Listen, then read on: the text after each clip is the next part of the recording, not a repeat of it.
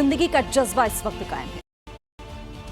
कहते हैं कि उम्मीद पर दुनिया कायम है और इसीलिए तुर्की और सीरिया में हजारों हजार मौत के बावजूद जिंदगी का जज्बा इस वक्त कायम है। जितना हो सकता है उतनी मदद हो रही है। कई लोग ऐसे हैं जो अपने गम भूलकर दूसरों की जिंदगी को बचाने में जुटे हुए हैं। सरकार से लेकर लोकल लेवल पर सब अलर्ट पर हैं, लेकिन मलबे से लाशों का निकलना अब भी जारी है। एक्सपर्ट्स आशंका जता रहे हैं कि मौत का आंकड़ा कई गुना बढ़ सकता है।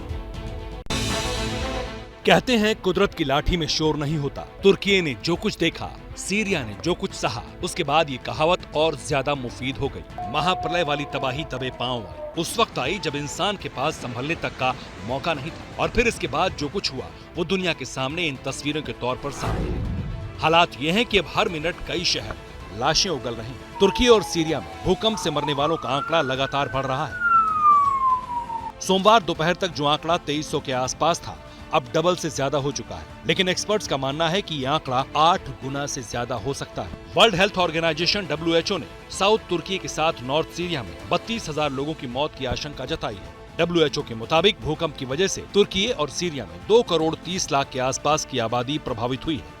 इसमें भी अकेले तुर्की में करीब 1.5 करोड़ लोगों पर भूकंप का असर पड़ा। 6,000 से ज्यादा बिल्डिंग जमींदोज हो गई, जबकि 3 एयरपोर्ट्स को भी नुकसान पहुंचा। तुर्की में नुकसान का आकलन करने वाले अफसरों का कहना है कि भूकंप के पहले झटके के बाद ही तुर्की में 5,000 से ज्यादा इमारतें गिर गई थी। यानी सोमवार सुबह 4:17 वाले भूकंप में ही काफी ज्यादा नुकसान हो गया। इसके बाद फिर दोपहर में बड़े जलजले ने तबाही का दायरा बढ़ा दिया।